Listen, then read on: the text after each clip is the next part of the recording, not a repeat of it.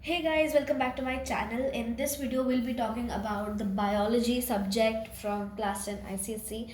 Now, this, in my views, is one of the easiest subjects because mostly theory and diagrams and figures. So here is like you can say a chapter set wise tip set. Okay, so basically this is very general. Get your diagrams right. You need to know what every diagram has in it, right?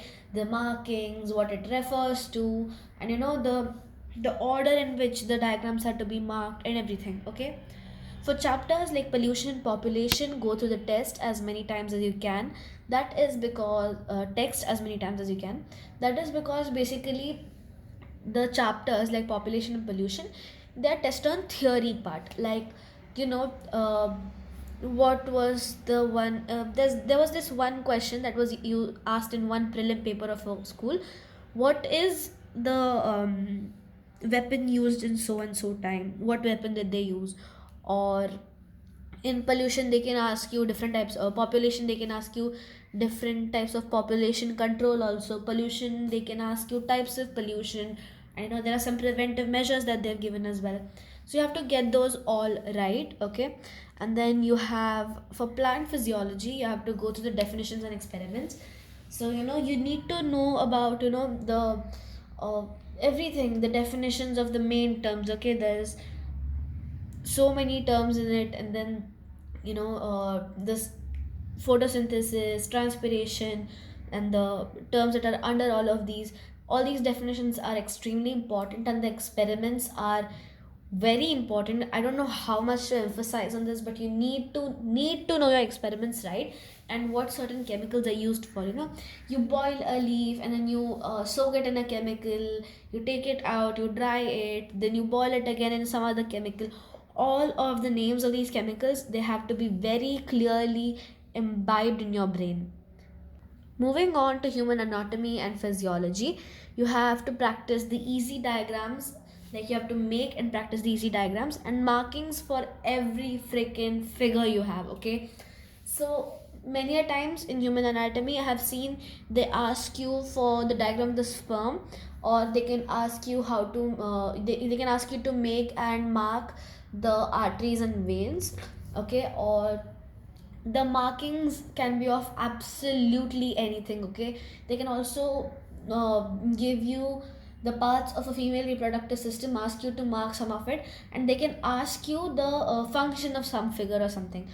Or they can give the male reproductive system, ask you to list the glands and what they're used for. Next, one question from Punnett Square is surely going to be there. So the genotype, phenotype, genotypic ratio, phenotypic ratio, everything.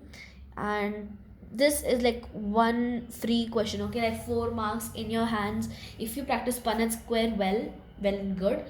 And you're also supposed to know what are the letters marking the features, right? So they might as well give you the letters, but in cases like they might ask you questions based on the green pea plant system, right? So the color of flowers, inflated or deflated, everything. Those markings you need to remember, and which is the dominant, which is the recessive in terms of that as well. So for pea plant, you must remember all the types that are there, and which is dominant, which is recessive, and how you make the Punnett squares. That's all. Now, for the chromosome chapter, which is the second chapter in your book, the diagrams are a highlight. Okay, they can many questions like you see any prelim paper, or you can also see the board question papers also.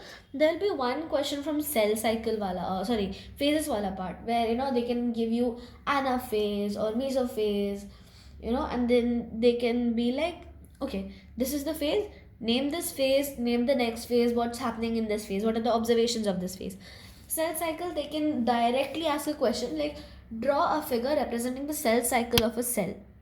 You must know the S1, S2, G1, and the interphase, everything.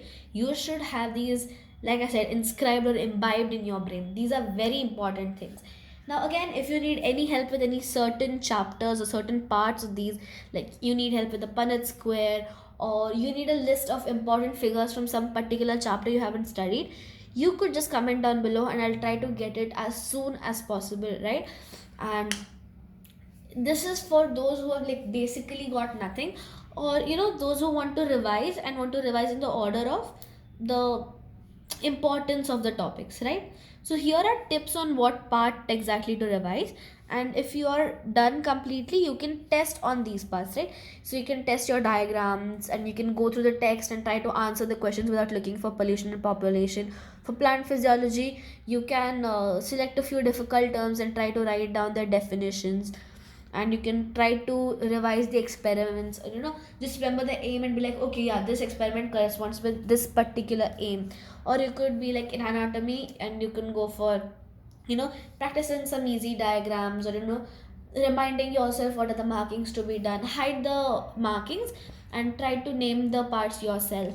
And for Punnett square, of course, you just need to practice Punnett squares, the example ones, the one about X-linked inheritance, Y-linked inheritance, the P-plant inheritances, and you also have a pedigree chart. Try to answer questions based on that, and then you have to study every diagram from chromosome chapter, right? So just flip through the pages, trying to understand, the allosome wala part. That's a very important definition, okay? The allosome definition, and yeah, just the diagrams, the DNA structure, the double helical structure, or the unwound part of a chromosome.